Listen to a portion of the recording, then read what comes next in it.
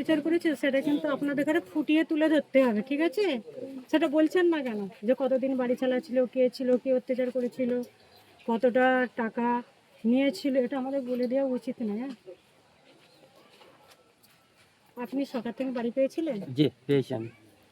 পুরো পেয়েছেন? পুরো পেমেন্ট? পাইনি, 60,000 টাকা পেয়েছি। 50,000 টাকা দিয়েছে আমাকে, 10,000 টাকা। আর আজিবার এসে আমার ঘরে এসে নিয়ে গেছে ও আসপারের এদের নেতৃত্বে। আমি 20,000 টাকা দাবি করেছিল, আমি বললাম ভাই অত পারবো নি।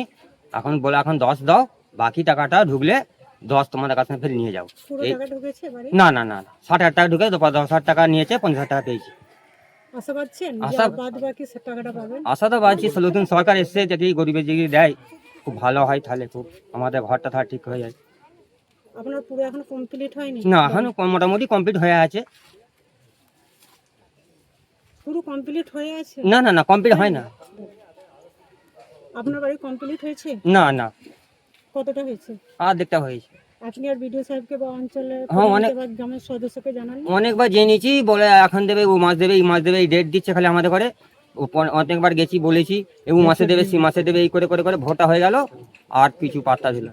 এখন তো শাসক দলের নেই। শাসক দলের নেই, এখন থেকে শাসক দলের আশা করছি ওনাদের ঘরে নতুন তো নতুন এসেছে। সরকার এসছে, ভালোই হয়েছে, খুব ভালোই চলছে, কোনো অশান্তি নেই, কোনো ঝামেলা ঝুট নেই, খুব ভালোইভাবে আছি আমরা। নতুন সরকারের কাছে আশা আশা পাচ্ছি, পাচ্ছেন? 100% পাচ্ছি আশা আমরা। আপনার নাম? আমার শেখ মতিয়ার রহমান, আপনার এই পঞ্চায়েত? চারটা পশ্চিম আমরা, আমাদের চন্দ্রপুর পঞ্চায়েত। Thank you. আর কি